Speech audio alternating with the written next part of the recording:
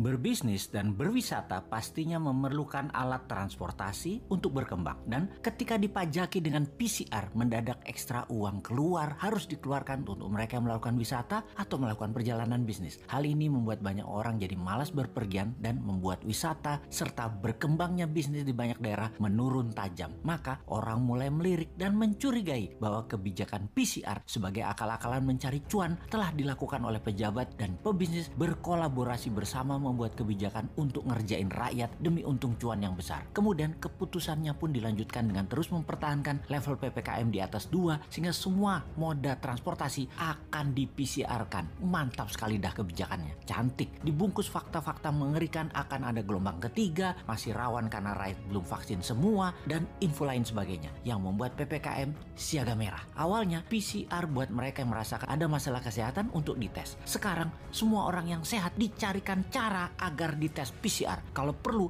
anak sekolah, penumpang ojek, naik bus, naik angkot, bajai, semua harus menunjukkan hasil tes PCR. PCR menjadi kewajiban seperti vaksin. Vaksin gratis oleh pemerintah, tapi PCR bayar. Bayar ke swasta yang isinya adalah perusahaan milik pejabat berkuasa yang serba bisa tersebut. Sehingga kesimpulannya adalah it's not about pandemic, it's about demand and supply. Pertama-tama kita ucapkan terima kasih kepada majalah Tempo yang secara khusus menulis artikel Kongsi Pencari Rezeki. Sejumlah laboratorium tes PCR milik politikus dan konglomerat meraup untung saat pandemi COVID-19. Demikian teasernya. Kita bahas faktanya. Seorang Menko merangkap jabatan sebagai koordinator PPKM, dia pucuk pimpinan dalam hal kebijakan COVID-19 dan investasi. Lalu seorang Menteri BUMN merangkap ketua tim penanganan COVID-19 dan pemulihan ekonomi nasional. Menteri Kesehatannya bekas wakil Menteri BUMN. Menteri itu ternyata ada kaitannya dengan PT Genomics Solidaritas Indonesia. Unit usaha PT itu adalah GSI Lab yang jualannya segala jenis tes COVID-19.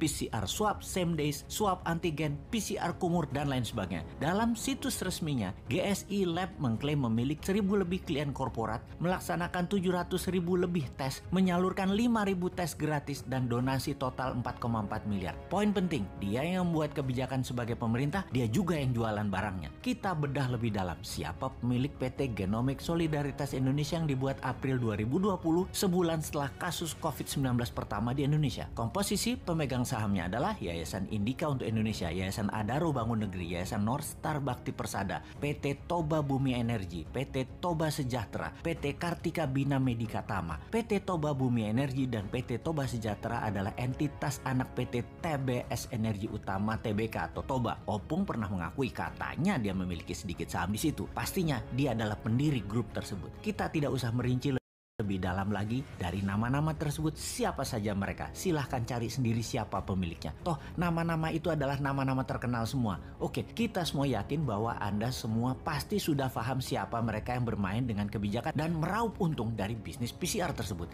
Itu semua jelas bisnis. Badan hukumnya saja PT. Tujuan PT adalah satu, yaitu laba. Ingat, bukan masalah orang dilarang berbisnis, tapi lihat dulu posisi siapa yang berbisnis. Sangat tidak bermoral menjadikan jabatan publik sebagai pintu masuk untuk berbisnis, memanfaatkan masa pandemi yang menyusahkan rakyat untuk menumpuk cuan. Di sisi lain, masyarakat berusaha dijejali dengan segudang prestasi seperti Indonesia menjadi pemimpin G20 atau prestasi apapun juga agar informasi benar yang memanfaatkan jabatan dan peraturan yang memaksa rakyat jadi pasar tidak ada yang peduli dan dianggap salah. Kita kembali ke intinya. Bisnis tes PCR ini adalah skandal di pemerintahan saat ini yang sangat memalukan. Sayangnya, menyeret hal ini untuk menjadi perkara hukum sepanjang pemimpin tertingginya masih polos seperti saat ini sangatlah sulit. Jadi, ya mari kita berpikir bagaimana caranya agar kekuatan moral masyarakat tersadarkan. Bukan menganggap informasi seperti ini adalah nyinyir anti pemimpin yang sangat baik dan berprestasi tadi. Bukan, tetapi masyarakat harus sadar dan membangun kekuatan bagaimana membendung kuasa-kuasa jahat yang selalu berhasil